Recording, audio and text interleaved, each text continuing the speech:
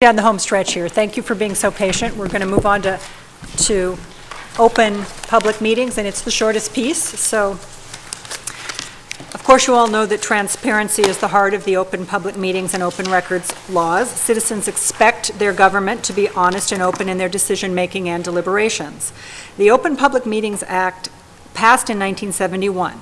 And prior to that, the open meetings laws required only that any final action of the council or board be taken in public. Now, the purpose of the OPMA, Open Public Meetings Act, is to make all meetings of governing bodies of public agencies open and accessible for the public with only minor exceptions. The revised Code of Washington defines both public agency and governing body for determining when the OPMA is applicable. The Act requires that a governing body be open gavel to gavel, unless there's an exception authorized by law, such as a topic allowed to be discussed in executive session. If a meeting or a part of the meeting is closed, the agency must provide a reason where required. The law states that a meeting occurs whenever the public agency or governing body takes action. The occasion where an action is taken does not have to be titled meeting, and this is important. The OPMA applies to retreats, workshops, and study sessions. If the governing body lacks a quorum, no meeting occurs. Action has a broad definition, however, for purposes of the OPMA. It means the transaction of business which can take any of the forms listed here on the PowerPoint slide. The requirements of the OPMA are triggered whether or not a final vote is scheduled to be taken or is actually taken. It is possible to have a meeting when the members are not even physically present. A meeting can occur by phone or email. For example, an exchange of email or text messages could constitute a meeting if a quorum of members participate in the exchange and communicate about issues that may or will come before the body for a vote, or if they collectively intend to deliberate and transact official business. Simply friending one another on Facebook or receiving information without comment would not be considered a meeting. In 2010, members of the Whatcom County Council discussed council business via email, when it should have done so in an open meeting. The Washington State Auditor's Office found these instances in which council members sent emails to the full council, and in 2 cases, a council member responded to the whole council back. These emails discussing county business and sent to a quorum of the council met the definition of action, which needed to be done in an open meeting. Final action is defined as a collective positive or negative decision, or an actual vote by a majority of the governing body. Final action must be taken in public, even if deliberations were in a closed session and secret ballots are not allowed. The OPMA does not mean the majority of the group can never be in the same place at the same time or drive to an event together. The question is always whether any agency business is discussed. A majority of the members may travel together for purposes other than a meeting, so long as no action is taken. Social gatherings such as a festival or public or private event are also accepted, unless business of the council is discussed. If several members congregate to talk in the parking lot, any discussion or consideration of official business would be action, triggering requirements of the OPMA. This does not mean that the Act is violated whenever members receive information about upcoming issues or communicate among themselves. Perception is always something to consider. You may be texting home during a meeting saying, "I think I forgot to turn off the iron, please check," but someone in the audience may conclude that you're communicating with a council member or a member of staff. What's always at stake in these instances is the public trust. A new law went into effect on July 1, 2014, requiring publication of regular meeting agendas online at least 24 hours in advance of the meeting. Fortunately, Tuckwell has been doing that since 2006. The new law does not apply to agencies that do not have a website or agencies that have fewer than 10 full-time employees.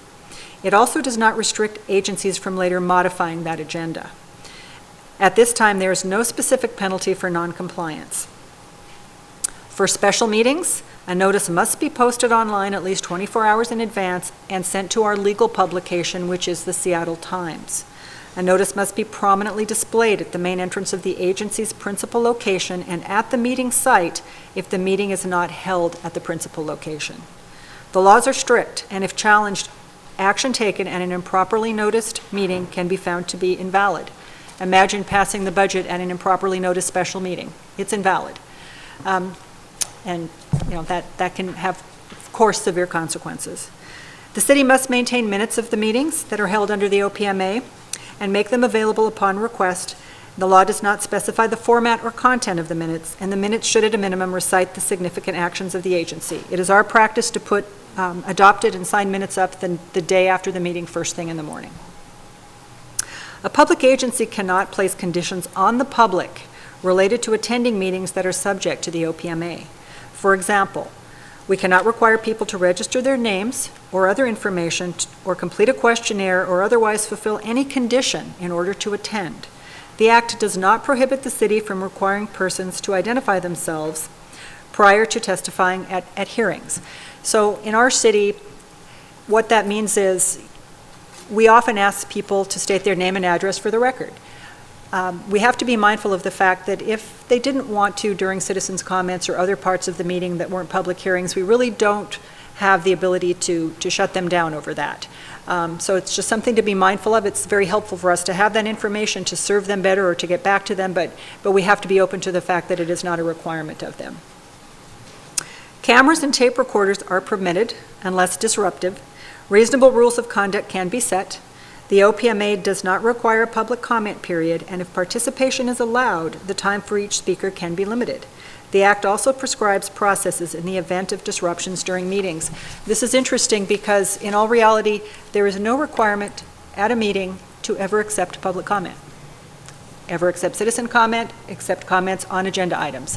Our city has been doing so for some time, so we've been very liberal in wanting public involvement. Councilmember Duffy. Okay, now go back and repeat what you just said, because I think it's very important that we really understand what you just said. The part about addresses and names during citizen comment? Yeah. There is no requirement for someone coming before us to speak under citizen comments or on items on the agenda outside the scope of a public hearing. That's a little more regulated. We ask for names and addresses, but if someone said, I don't want to give my name and address, we would be ill-advised to say, then sit down, you can't talk. I don't think in my time I've ever heard anyone no, we have never heard that. So I just want us to be mindful of the fact that it isn't a requirement, so we just need to be open to that. Okay. Is that helpful? I know that's a twist from what we usually do, but I think it's important to just know the realities.